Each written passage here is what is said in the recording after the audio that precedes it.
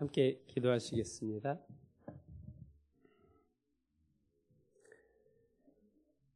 사랑과 은혜가 충만하신 하나님 아버지, 저희를 구원해 주시고 교회 가운데 거하며 함께 교제케 해주신 은혜를 감사합니다. 화요일 오전 시간 전체 어머니 조모임으로 함께 모였습니다. 이곳을 향하는 걸음 안전하고 속히 인도해 주시고 혹여 어려운 사정으로 함께하지 못하는 자매님들, 하나님께서 그 마음을 붙잡아 주시고 영육간의 건강을 보살펴 주셔서 다음에 모일 때에는 더 많은 분들이 함께할 수 있도록 돌봐주시옵소서. 또 저희들 모여서 교제 나눌 때에 우리 각 사람에게 필요한 말씀으로 교훈해 주시고 또 함께 교제하는 가운데 주께서 베풀어 주시는 은혜와 위로를 나누며 힘을 얻는 귀한 시간 될 수 있도록 우리의 마음과 우리의 입술 친히 주장하여 주시옵소서. 3월 13일부터는 신창훈 목사님 인도로 대전도 집회를 준비하고 있습니다. 말씀 전하시는 목사님께 하나님의 선하신 지혜와 능력을 더해 주시고 복음 전하기 위해 간절히 기도하며 수고하는 우리 형제 자매님들에게 하나님께서 선하신 능력 덧입혀 주시기를 간절히 기도드립니다. 그리하여 주님 오시는 날 우리의 사랑하는 사람들 함께 천국에 들어갈 수 있도록 하나님 축복해 주시옵소서. 고개 숙여 기도하는 우리 어머니 자매님들 여러 가지 일들 맡아 수고하는 가운데에 지치지 않도록 하나님 항상 위로해 주시고 건강 보살펴 주시옵소서. 각 가정마다 하나님께서 모든 필요를 채워주셔서 날마다 감사함으로 주를 위해 더 힘있게 살 수 있도록 도와주시옵소서. 함께하는 이 시간의 모든 순서도 오직 선하신 하나님께 의지합니다. 우리를 사랑하시는 예수님의 이름으로 감사하며 기도드렸습니다. 아멘. 사무엘 하 말씀을 찾아보시겠습니다. 사무엘 하 20장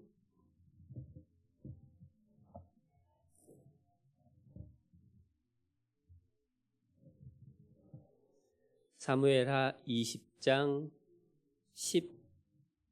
15절부터 말씀입니다. 사무엘하 20장에 줄을 하나 끼워 두시고요. 15절부터 제가 몇 구절 말씀을 읽어 드리겠습니다.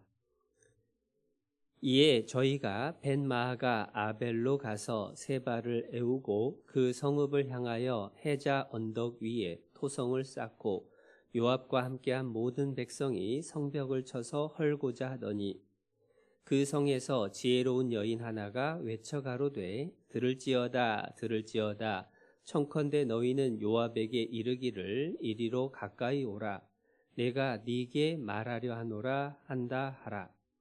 요압이 그 여인에게 가까이 가니 여인이 가로되 당신이 요압이니까 대답하되 그러하다. 여인이 저에게 이르되 여종의 말을 들으소서. 대답하되 내가 들으리라.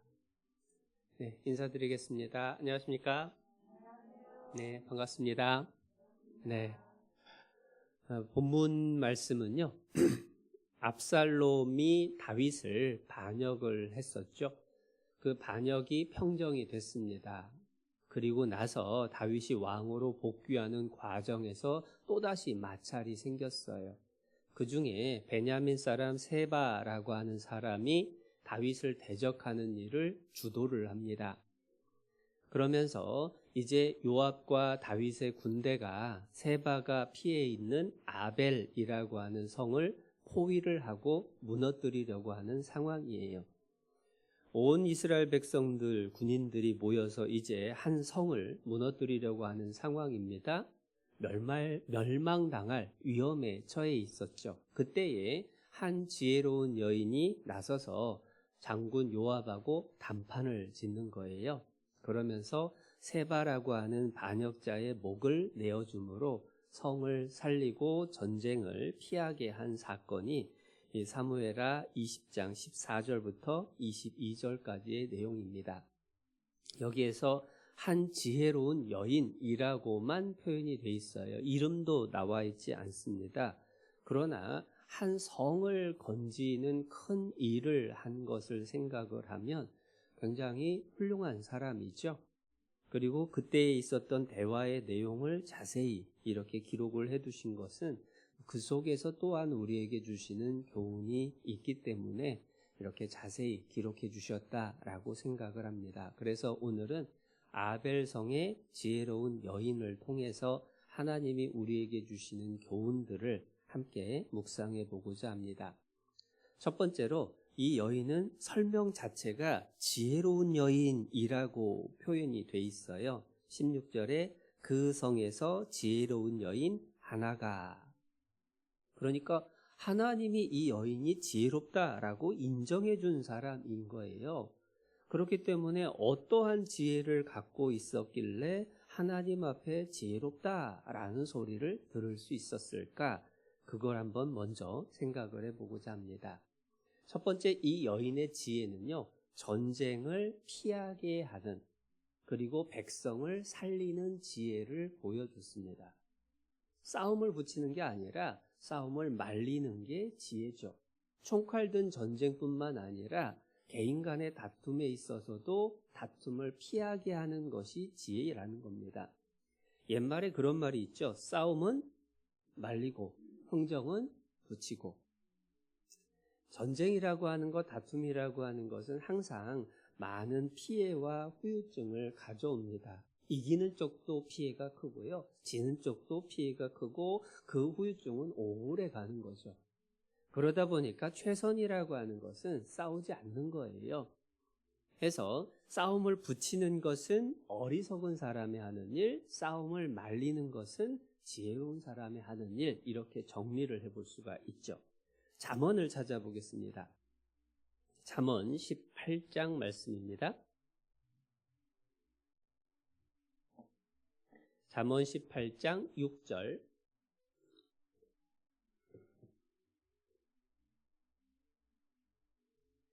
929페이지 6절 말씀. 미련한 자의 입술은 다툼을 일으키고 그 입은 매를 자청하느니라. 미련한 사람이 다툼을 일으킵니다. 그러니까 어리석은 사람이 싸움을 만드는 거예요. 반대로 지혜로운 사람은 그러한 다툼을 말린다고 했죠. 한 장 앞으로 가면 16장 14절입니다. 잠언 16장 14절. 왕의 진노는 사륙의 사자와 같아도 지혜로운 사람은 그것을 쉬게 하리라. 진노를 쉬게 한다, 진정시킨다 라고 하는 말씀이죠. 그런데 우리 가운데서도 그런 경험을 하기도 해요. 어떤 사람하고 이야기를 하면요, 화가 더 커져요. 원래 갖고 있던 화가 점점 증폭이 돼가지고 막 맞장구가 쳐지고 부글부글 끓고 어떤 한 사람이 아주 못된 사람이 돼버리는 경우가 생깁니다. 반면에 또 어떤 사람하고 이야기를 나누면 화가 점점 가라앉는 경우들이 있어요. 누구하고 대화하느냐에 따라서 어떤 사람을 판단하고 미워하게 되는 경우도 있고 어떤 사람을 용납하고 사랑하게 되는 경우도 생긴다라고 하는 거예요. 그래서 내가 누군가하고 대화를 했을 때에 그 사람이 화가 더 커지느냐 더 작아지느냐라고 하는 것을 보면 내가 지혜로운 편인지 어리석은 쪽인지 그것을 또한 알려주기도 합니다. 사실 대화를 할 때 중요한 게 맞장구 쳐주는 거죠. 공감해 주는 거라고 이야기를 합니다. 그런데 공감이라는 게 굉장히 중요한데요. 화가 나 있는 사람한테 지나치게 맞장구를 쳐주고 공감해 주다 보면 자칫하면 화가 더 커지는 경우들이 있어요. 아유, 그래 맞아. 어떻게 사람이 그럴 수가 있어. 야, 말도 마라. 예전에 나한테는 이런 일까지 했다고. 세상에. 그러고도 구원받았다고 하는지 몰라. 하면서 얘기를 하다 보면 점점 감정이 가라앉는 게 아니라 이게 더 올라옵니다. 그러면서 그 대화 속에서 대상이 되는 어떤 사람은 그냥 매장이 돼버리는 거예요. 그러면서 교회 안에서든 가정에서든 또 인간관계 속에서 다툼과 분열이 생기게 되는 겁니다. 공감은 중요합니다. 그런데 화를 가라앉힐 수 있도록 공감을 해주려고 노력을 해야죠. 지혜롭다라고 하는 것은 공감은 해주되 다툼은 피하게 만드는 게 지혜로운 거예요. 무엇보다도 교회 안에서 그렇고 가정에서 그것이 필요합니다.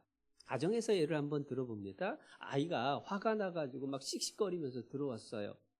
그러면 딱 표정 보는 순간에 벌써 느껴지잖아요. 아유, 무슨 일이 있어서 화가 많이 났네. 얘기를 들어보니까 아유, 네가 정말 속상했겠다. 어쩌면 그럴 수가 있냐라고 얘기를 해주는 것은 좋습니다.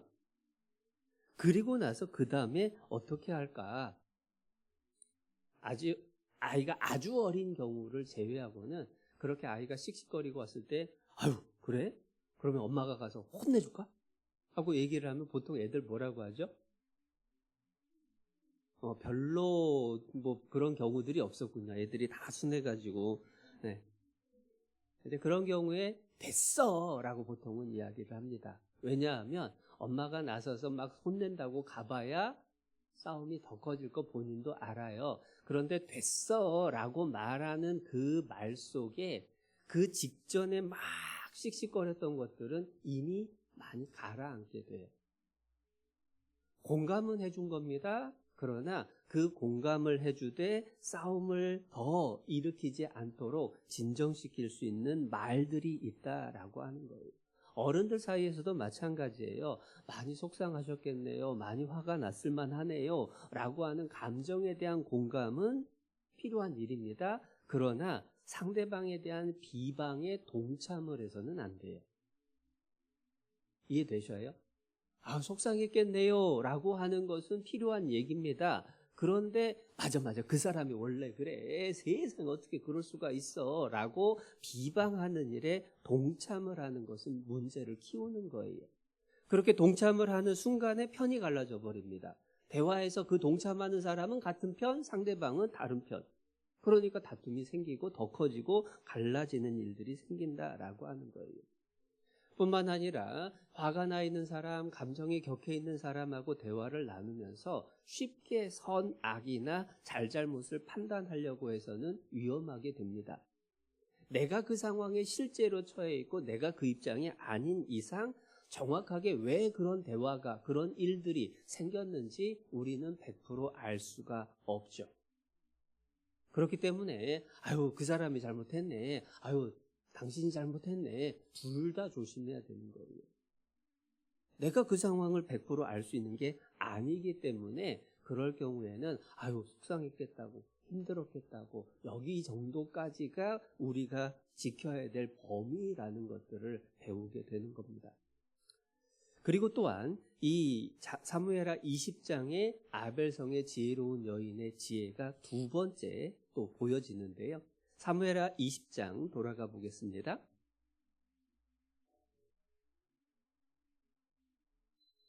20장 16절 그 성에서 지혜로운 여인 하나가 외쳐가로되 들을지어다 들을지어다 청컨대 너희는 요압에게 이르기를 이리로 가까이 오라 내가 네게 말하려 하노라 한다 하라. 이게 아주 표현이 좀 뜯어볼 필요가 있습니다. 외쳐가로되 들을지어다 들을지어다 청컨대 너희는 지금 누구한테 말하는 거죠?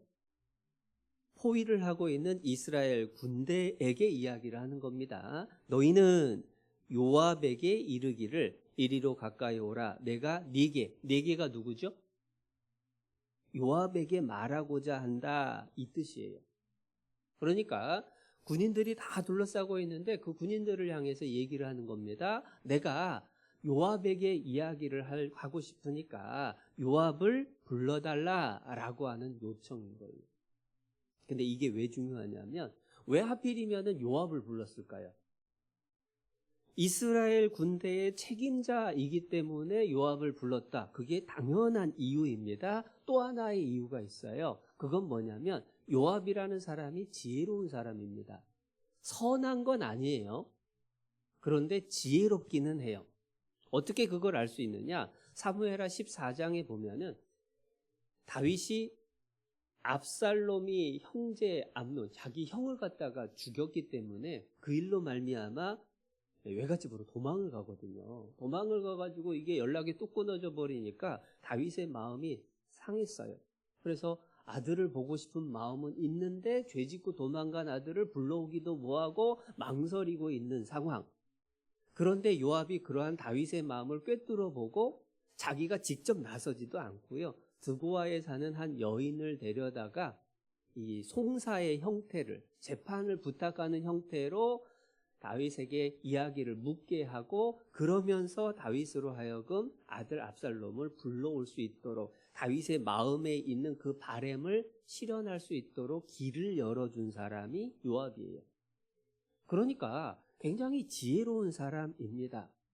그 지혜로운 사람이요 또한 이스라엘 군대의 책임자이기 때문에 요압을 불러서 나하고 얘기할 수 있게 해달라라고 요청을 한 거예요. 사실은 그것 자체가 지혜입니다. 왜냐하면 들을 만한 사람에게 말하는 게 지혜인 거예요. 들을 귀 없는 사람한테 이야기를 해봐야 내 말만 쓸데없는 얘기가 되고 오히려 더 화를 키우는 경우도 많다. 그러니까 내가 지금 이 얘기를 해서 저 사람이 받아들일 수 있을까 없을까라고 하는 것을 생각할 수 있는 것이 지혜라는 거예요. 잠언 23장입니다.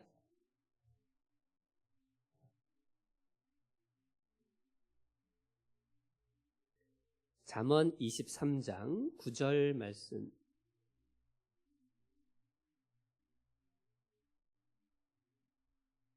(23장 9절) 미련한 자의 귀에 말하지 말지니 이는 그가 네 지혜로운 말을 업신여길 것임이니라. 아무리 좋은 말이라고 하더라도, 아무리 지혜로운 말이라고 하더라도 미련한 자에게 말하게 되면 오히려 업신여김을 받는 거예요. 그러니까 내가 이 얘기를 해서 저 사람이 받아들일 수 있는 사람이냐 뿐만 아니라 지금 이 얘기를 해서 저 사람이 받아들일 거냐, 지금 받아들일 상태가 아니다라고 생각이 되면 그것을 멈추는 것이 지혜인 거예요. 그래서 들을 만한 사람, 들을 수 있는 때 그것을 기다려서 말하는 것, 그게 지혜로운 사람인데, 이 아벨성의 여인이 그러한 지혜가 있었던 겁니다. 잠언 13장도 한번 보겠습니다. 잠언 13장 10절. 교만에서는 다툼만 일어날 뿐이라 권면을 듣는 자는 지혜가 있느니라. 권면을 듣는 사람은 지혜가 있는 사람. 그러니까 지혜가 있는 사람에게 이야기를 해야 되는 거예요. 들을 만한 사람한테 이야기를 해야 된다라는 겁니다. 들을 준비가 안 된 사람의 특징이 교만이라는 겁니다.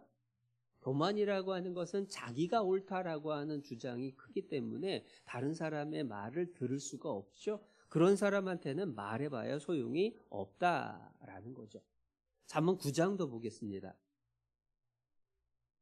조금 더 구체적으로 말씀을 하시는데요. 잠언 9장 8절. 거만한 자를 책망하지 말라. 그가 너를 미워할까 두려우니라. 지혜 있는 자를 책망하라. 그가 너를 사랑하리라. 거만한 사람을 책망하면 오히려 서로 관계만 나빠지고 다툼이 생깁니다. 반대로 지혜 있는 자를 책망하면 그가 오히려 사랑하게 되고 관계가 더 깊어지게 되는 거예요. 9절. 지혜 있는 자에게 교훈을 더하라. 그가 더욱 지혜로워질 것이요 의로운 사람을 가르치라. 그의 학식이 더하리라. 들을 만한 상태인지를 확인할 수 있는 것, 그게 지혜인 거예요. 여기서 거만한 사람, 미련한 사람이라고 표현을 했지만 또 하나 조심해야 될 대상이 감정 있는 상태에서는 말을 피하는 게 유익합니다. 거듭거듭 말씀드렸지만 감정이 격해졌을 때, 화가 났을 때 IQ가 50, IQ가 50. 수준은 동물 중에 돼지. 자, 돼지하고 말해서 설득할 수 있을까요? 돼지한테 말을 해봐야 아무 소용도 없고 나만 피곤하고 관계만 나빠지고, 그러니까 그럴 때에는 말을 멈춰야 된다라고 하는 겁니다. 그런데 그 말씀을 보면서 내가 말하는 것만 신경 쓸 게 아니라 또 하나 생각해 볼 게 있어요. 그게 뭐냐?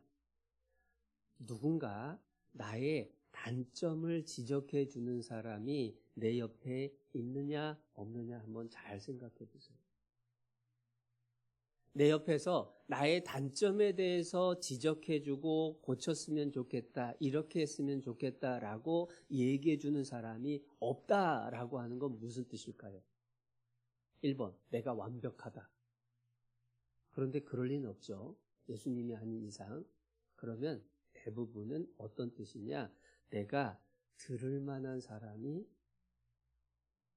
못 되는 걸로 보여지고 있다라는 뜻이기도 해요. 그렇기 때문에 나의 단점에 대해서 책망하고 꾸짖어 줄 수 있는 사람이 내 옆에 있다라고 하는 것이 내 자신에게도 복이 될 뿐만 아니라 실은 내가 오히려 지혜로운 사람일 수 있구나라고 하는 위로가 되는 겁니다. 잠언 27장 한번 볼까요?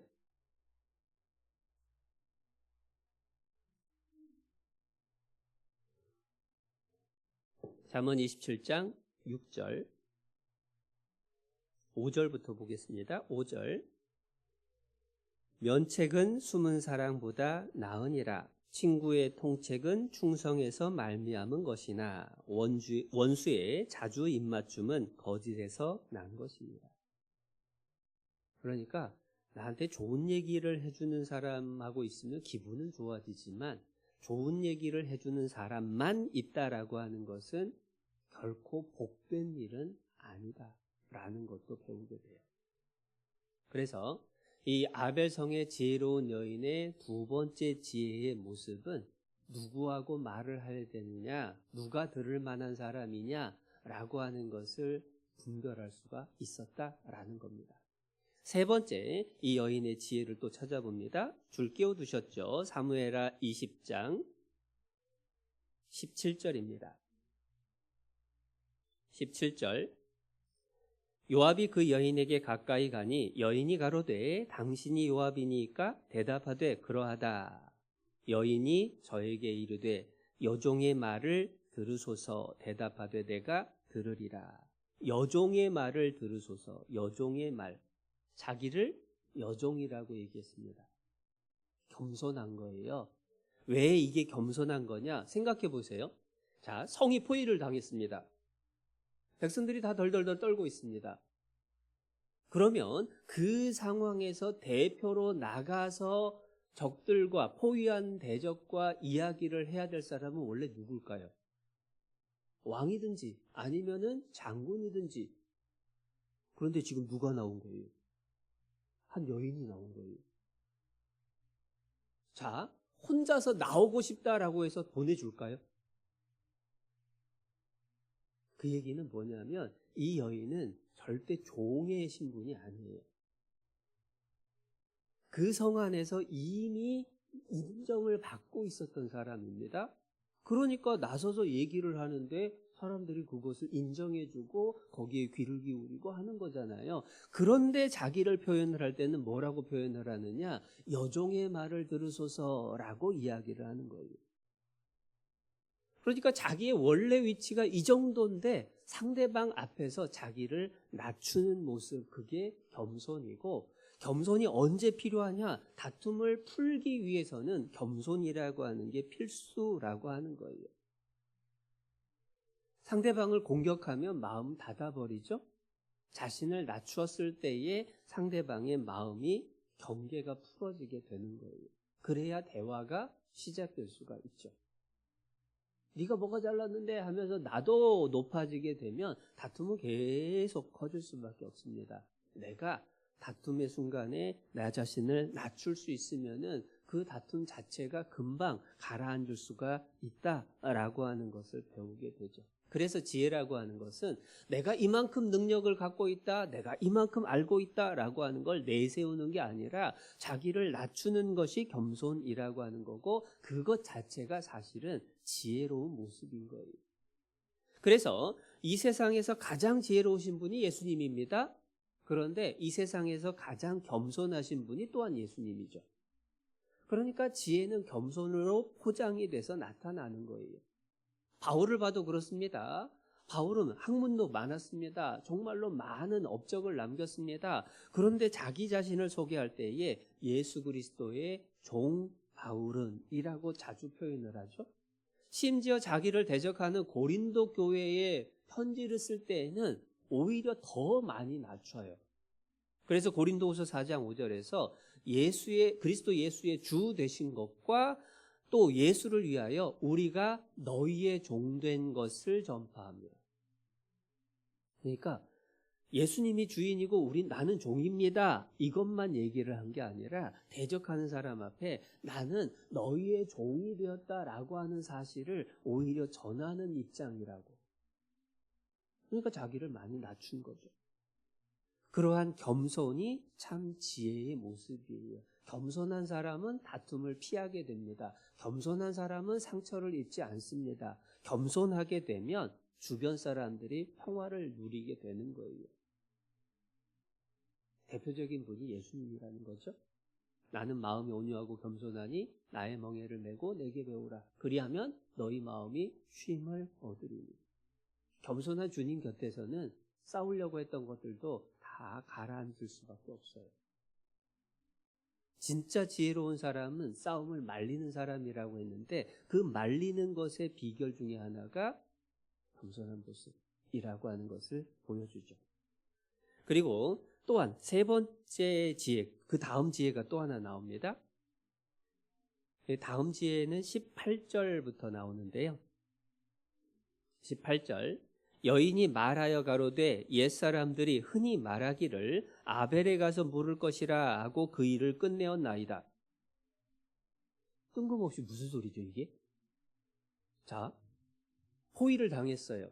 적장하고 대화를 나눕니다.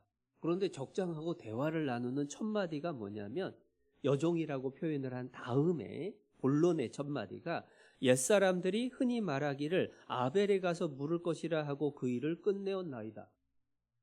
뜬금없이 이게 무슨 소리일까? 그런데 이게 이스라엘의 속담이 됐어요. 속담이라는 것은 이제 그 당시의 사람들이 그 의미를 다 공감하고 있는 표현인데 무슨 얘기냐면 어려운 일이 있거들랑 아벨이라고 하는 성에 가서 그곳에 지혜로운 사람들에게 물어봐라. 그러면 해결될 것이다 라는 뜻이에요. 그 얘기를 왜 꺼내느냐?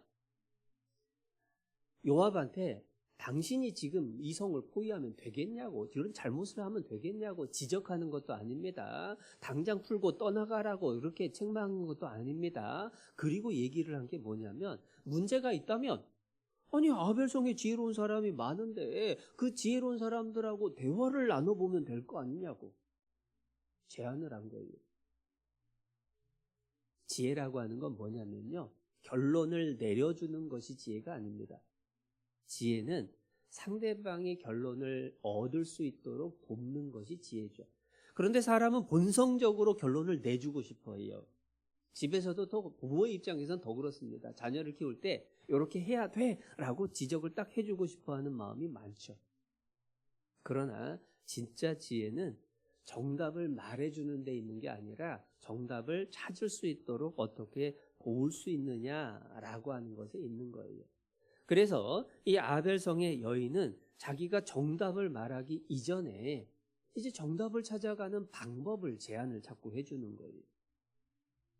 아니 문제 있을 때 아벨성의 지혜로운 사람한테 물어서 해결을 여지껏 해오지 않았냐고. 지금 아벨성에 왔으니까 아벨성의 지혜로운 사람들하고 한번 대화를 나눠보는 거 그게 먼저 아니냐고 그것을 제안을 하는 거예요.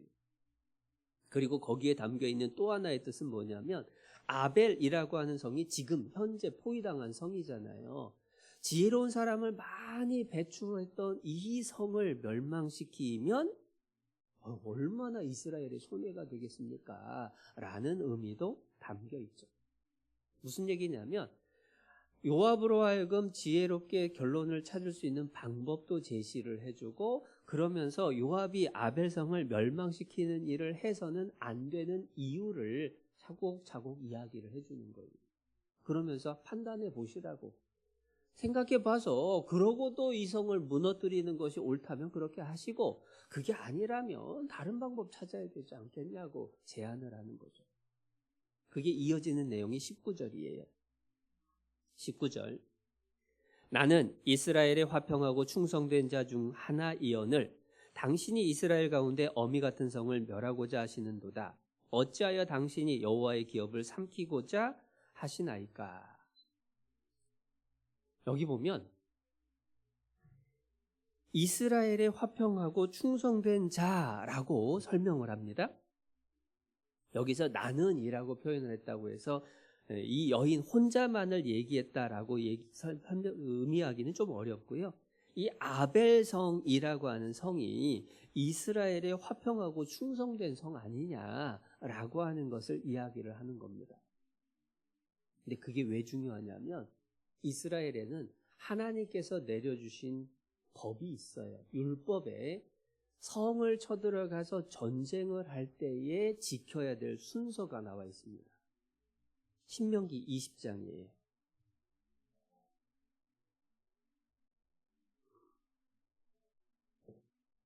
신명기 20장 10절. 구약 293페이지 293페이지 20장 10절. 네가 어떤 성읍으로 나아가서 치려할 때에 그 성에 먼저 평화를 선언하라. 먼저 순서가 뭐냐면 평화를 선언해라. 싸울래 말래? 먼저 물어보라는 거예요. 그리고 11절. 그 성읍이 만일 평화하기로 회답하고 너를 향하여 성문을 열거든 그 온 거민으로 네게 공을 바치고 너를 섬기게 할 것이요. 우리는 싸우기 싫습니다. 그러면 너희는 내 지배하에 들어와라 라고 정리를 하는 겁니다. 그리고 12절. 만일 너와 평화하기를 싫어하고 너를 대적하여 싸우려 하거든 너는 그 성읍을 애워쌀 것이며 내 하나님 여호와께서 그 성읍을 네 손에 붙이시거든 너는 칼날로 그 속의 남자를 다 쳐 죽이고 하면서 전쟁을 하라는 거예요. 그러니까 전쟁을 할 때에 그 뒤에 나오면 가나안 족속들의 성은 그런 거 물어볼 것 없이 진멸해야 되고 가나안 족속의 성이 아닌 성하고 싸움을 할 때는 일단 평화선언 먼저.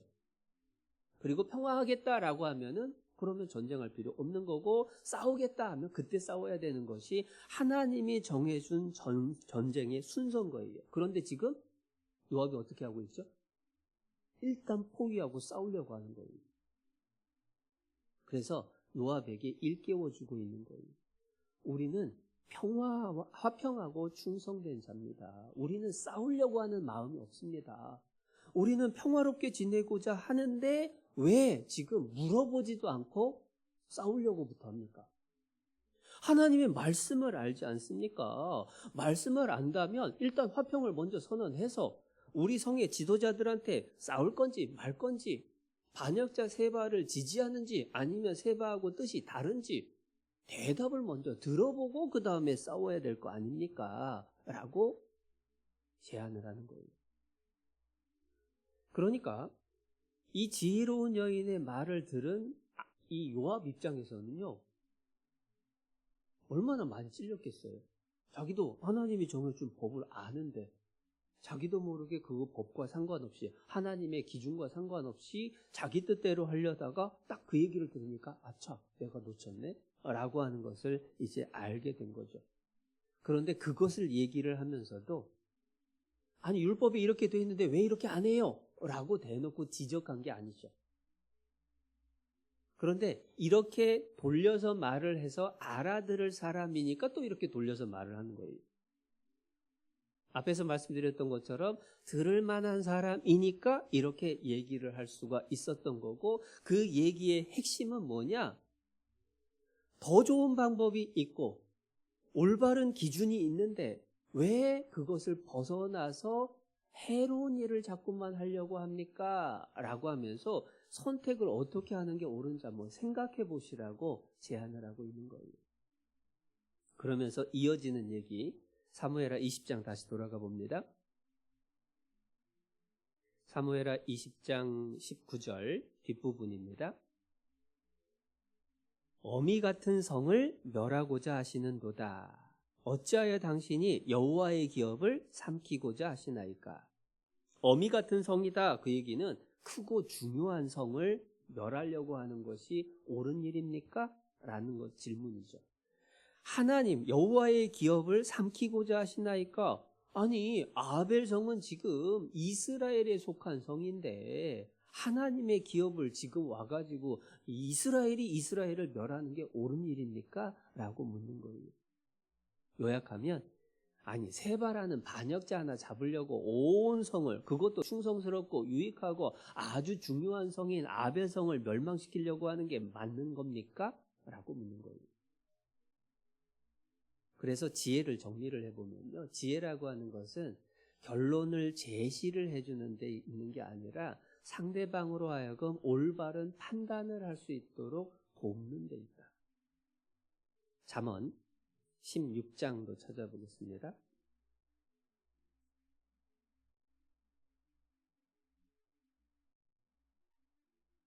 잠언 16장 21절.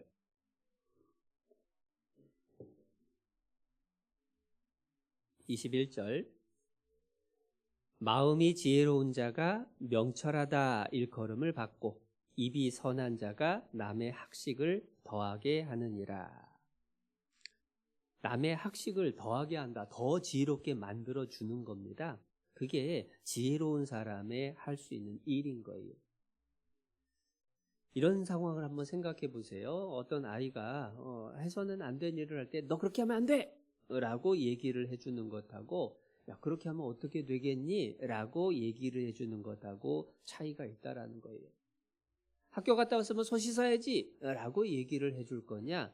학교 다녀와서 뭐부터 해야 될까? 라고 얘기를 해줄 거냐? 남편한테도 밥 차려놨으니까 빨리 안 와요? 라고 얘기를 할 거냐? 몇 분 뒤에 식사할 거예요? 라고 물어볼 거냐?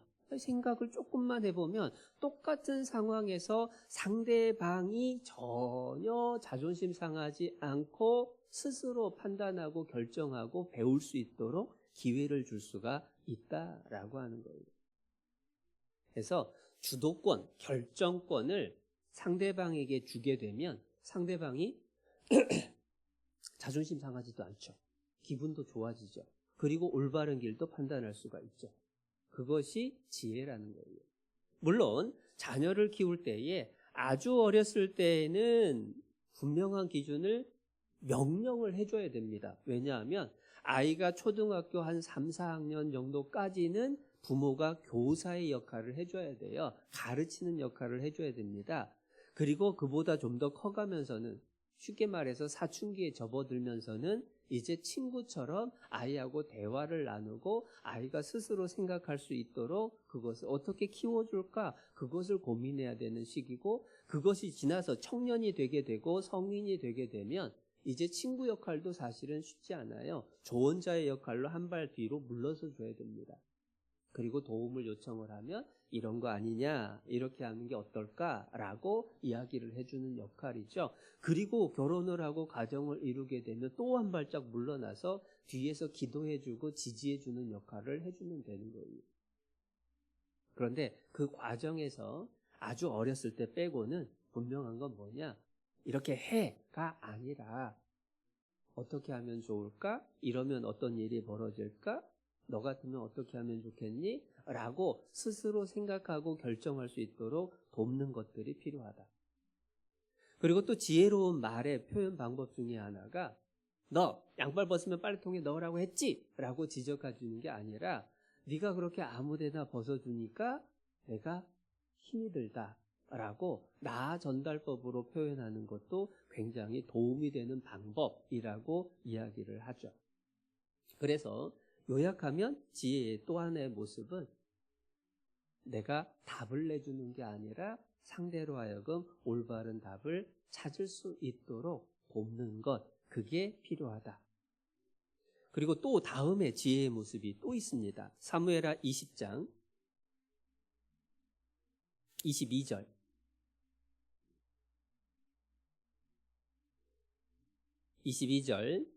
이에 여인이 그 지혜로 모든 백성에게 말하매 저희가 비그리의 아들 세바의 머리를 베어 요압에게 던진지라. 이에 요압이 나팔을 불매 무리가 흩어져 성읍에서 물러나서 각기 장막으로 돌아가고 요압은 예루살렘으로 돌아와서 왕에게 나아가니라. 여기 보면 여인이 그 지혜로 모든 백성에게 말하매 그랬더니 백성들이 그 다음 해답을 딱 실천을 하는 거예요. 여기에서 이 여인은요, 말을 참 잘한 것 같아요. 앞에서도 이미 말을 잘했잖아요. 그런데 여기서도 지혜로 말을 했다. 사실 지혜가 드러나는 가장 첫 번째 통로가 말이에요, 말. 그러니까 그 사람이 말하는 모습을 보면 그 사람이 지혜로운 사람인지 어리석은 사람인지 겸손한 사람인지 교만한 사람인지 성급한 사람인지 인내하는 사람인지 말에서 거의 다 드러나요. 사람의 속에 있는 게 입으로 드러나게 돼 있습니다. 지혜라고 하는 것도 속에만 있는 게 아니라 밖으로 나오는 거예요. 그러니까 말이라고 하는 것을 어떻게 하면 좋을까라고 하는 것을 생각하지 않으면 결코 지혜롭게 될 수가 없어요. 지혜로운 사람은 말을 잘하는 겁니다. 그 말을 잘한다라는 건 뭐냐? 가장 기초부터 찾아보죠. 잠언 12장.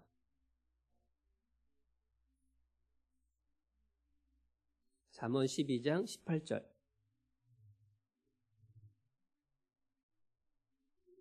지혜로운 말에서 가장 기초라고 할 수 있는 부분인데요. 18절.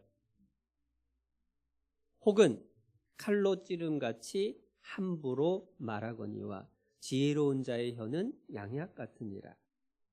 지혜로운 자의 혀가 양약 같다라고 하는 것은 아픈 것을 낫게 해주는 겁니다. 다툼을 진정하게 해주는 겁니다. 그런 의미가 있으니까 쉽게 이해가 되는데 여기서 잠언의 특징은 항상 대꾸를 해요. 대조를 입어요. 그래서 칼로 찌른 같이 함부로 말한 것과 대비되는 게 지혜로운 자의 혀는 양약 같다는 겁니다. 왜냐하면 칼로 찌르면 상처가 나요. 양약이라는 건 상처를 치료해 주죠. 그 얘기는 뭐냐? 지혜로운 자의 혀의 반대가 뭐예요? 함부로 말하는 거다. 그 뜻이에요. 이게 딱 서로 반대되는 걸 대비를 시킨 겁니다. 칼로 찌르는 것의 대비가 양약 같다라고 하는 거니까 함부로 말하는 것에 대조되는 게 지혜로운 자의 혀예요. 그러니까 지혜는 뭐냐? 지혜롭게 말하는 것의 첫 번째는 뭐냐?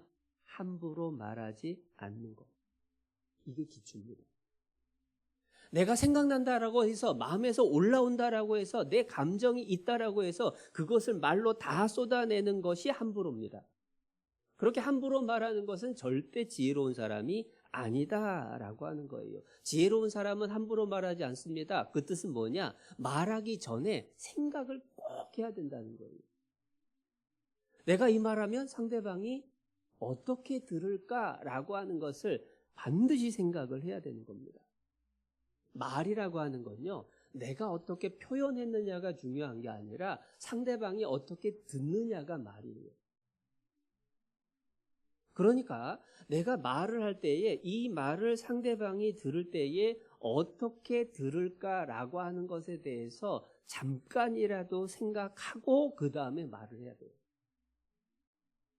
물론 그냥 세상 돌아가는 얘기, 평범한 얘기 할 때 그렇게까지 뭐 고민 안 해도 뭐 크게 문제는 안 됩니다. 그런데 뭔가 속상한 일이 있거나 결정해야 될 일이 있거나 서로 관계가 문제가 생겼거나 아니면 어색한 상황이라든지 이럴 때에는 반드시 고민을 해야 되는 거예요. 내가 이 말하면 어떻게 될까? 제가 이모 모임 때 가끔 말씀드렸죠. 오랜만에 나오신 형제자매님 있을 때 아유 오랜만이에요. 이게 본능이라니까요. 그런데 상대방은 지금 오랜만에 나오면서 교회 갈까 말까 막 망설이다가 아우 그래도 교회는 가야지 하고 나왔는데 그 소리 들으면 기분이 좋을까? 어떻게 하면 기분 좋게 대답을 인사를 해줄까라고 고민을 해보면 금방 또 이해가 되잖아요. 아유 이렇게 보니까 너무 반가워요. 아유 그동안 잘 지냈어요. 너무 보고 싶었어요. 그러면 얼마나 마음이 편해요. 그래서 말을 지혜롭게 한다라는 것의 첫 번째는 복잡한 게 아닙니다. 생각해야 된다는 거예요. 말하기 전에 함부로 말하면 안 된다. 잠언 18장도 보겠습니다.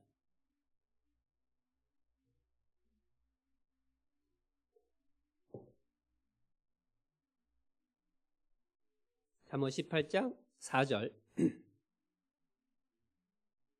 명철한 사람의 입의 말은 깊은 물과 같고 지혜의 샘은 솟아 흐르는 내와 같으니라. 깊은 물. 깊은 물의 특징은 뭘까요? 옛날 지하수, 우물에서 퍼서 이렇게 먹을 때에 그 우물이 깊은 물은 특징이 있습니다. 여름에는 시원하고 겨울에는 따뜻하고. 그 사람한테 유익한 거예요. 뿐만 아니라 그럴 수 있는 것의 이유는 뭐냐면은 사실 깊기 때문에 쉽게 온도가 안 변한다는 뜻이기도 해요. 그러니까 지혜로운 사람의 말이라고 하는 것은 그냥 막 수시로 왔다 갔다 이렇게 안 해요. 감정에 따라서 확 올라갔다가 확 가라앉았다가 이런 거 없이 어느 정도 항상 지켜나가는 기준이 있어요. 그리고 그것이 또 깊은 물의 특징은 마르지 않습니다. 그리고 깊은 물의 특징은 그 깊은 물을 먹기 위해서는 길어내는 수고를 해야 돼요. 지혜롭게 말을 한다라고 하는 것은 반드시 길어내는 수고를 필요로 합니다. 그래서 한 장 넘겨서 20장 5절입니다. 20장 5절. 사람의 마음에 있는 모략은 깊은 물 같으니라. 그럴지라도 명철한 사람은 그것을 길어내느니라. 마음속에 깊은 물 같은 그러한 지혜가 담겨 있더라도 그것을 길어내는 그러한 수고를 할 수 있는 사람이 지혜로운 사람인 거예요.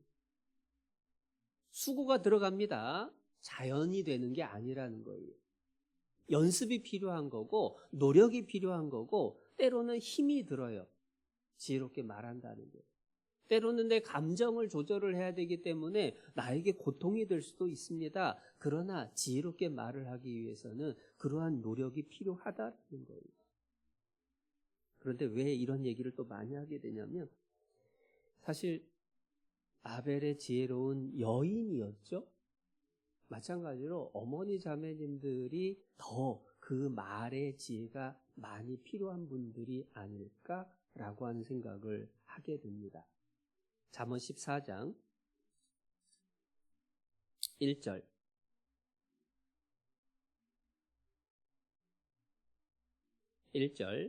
무릇 지혜로운 여인은 그 집을 세우되 미련한 여인은 자기 손으로 그것을 허느니라. 여기서 집이라고 하면 조금 이해가 잘 안 되고 가정이라고 해야 오히려 더 이해가 쉬울 거예요. 무릇 지혜로운 여인은 그 가정을 세웁니다. 미련한 여인은 자기 손으로 가정을 헐어버려요. 그래서 살려낸다라고 하는 것에서 살림살이라는 말이 나왔다고 말씀드렸습니다.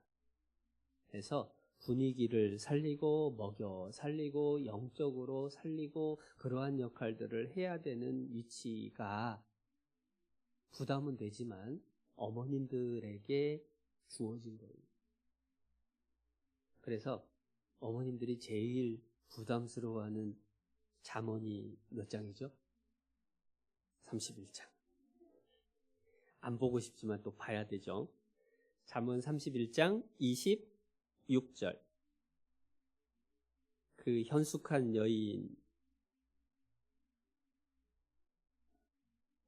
여인에 대해서 31장 26절입니다. 입을 열어 지혜를 베풀며 그 혀로 인의 법을 말하며. 이 그 현숙한 여인의 특징을 쭉 얘기를 하는데 그 중에서 또 나와 있는 게 뭐냐면 말이에요, 말. 지혜를 베푸는 입술. 그리고 인애의 법을 말하는 혀. 인애라고 번역됐으니까 되게 어렵게 들리는데 영어 번역은 kindness, 친절입니다.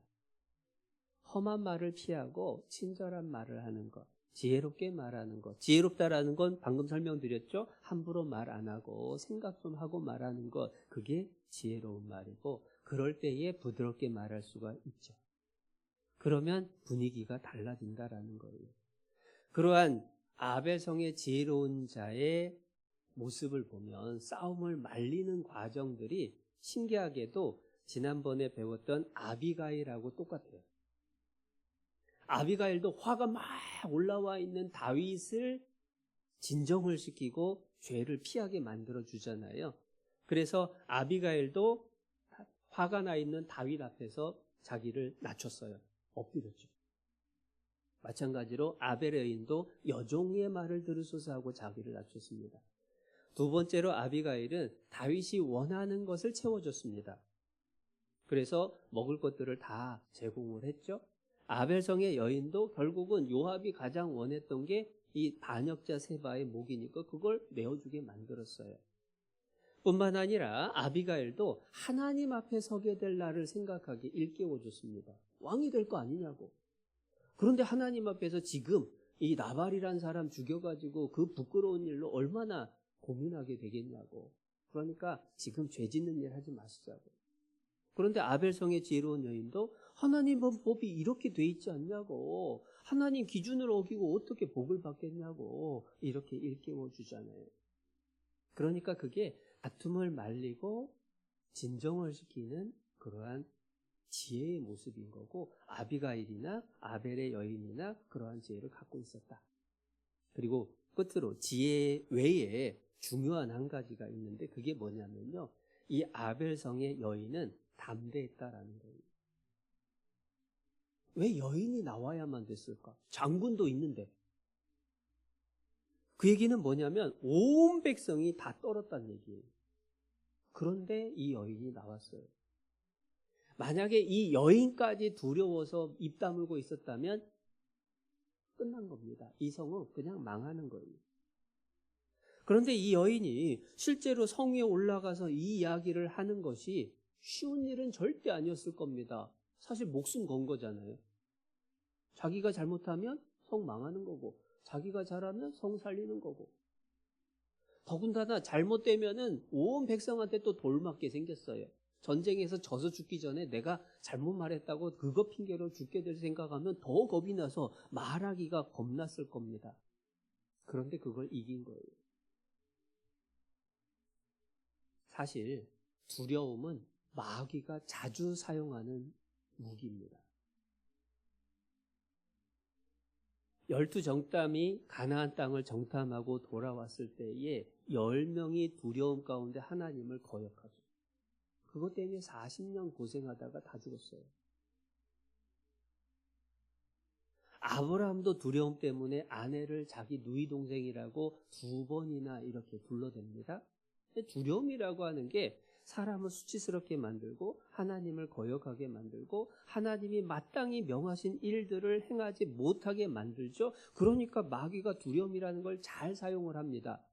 우리가 전도를 할 때에도 마찬가지예요. 왜 내가 망설이고 전하지 못하느냐? 그 이유 중에 상당히 큰 부분은 상대방이 화낼까 봐, 관계가 나빠질까 봐, 혹시나 내가 핍박받으면 힘들까 봐, 결과가 안 좋으면 어떨지에 대한 미래에 대한 불확실한 두려움, 그것들이 있는 거예요.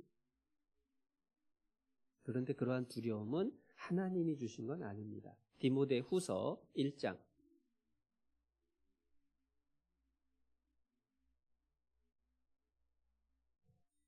디모데후서 1장 7절입니다.